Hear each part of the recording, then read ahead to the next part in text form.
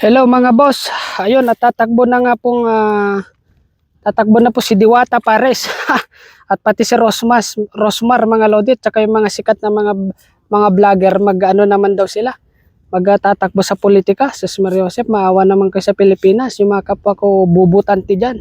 Pag-isipan niyo namang mabuti kapag kayo ay bumoboto.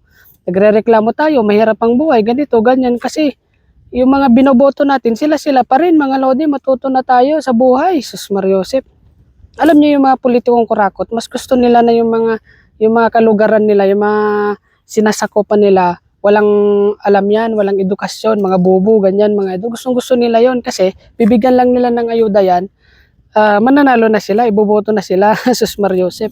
Kaya maawa naman kayo sa Pilipinas mga lodi, panahon na para umunlad naman tayo at saka yung mga kapwa nating mga Pilipino naman ang tutukan ng gobyerno. Alam nyo, napakalaki na po ng agwat ng mga mayayaman sa mahirap ngayon sa Pilipinas. Grabe, lalong naghirap. Mahal na po lang mga bilihin ngayon. Inflation, grabe, sabi nila, buong mundo naman nag-inflation. No, totoo naman talaga nag-inflation.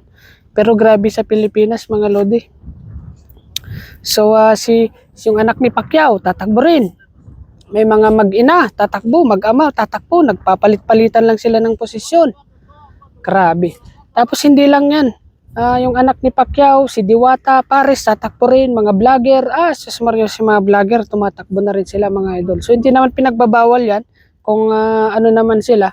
Namit nila yung criteria, eligibility, okay naman, eligible sila mga idol. Pero suggestion ko sa mga baguhan, mag-aral naman kayo ng political science or tungkol something sa gobyerno para magkaroon pa, mas magiging epektibo kayo sa gobyerno mga lodi, no?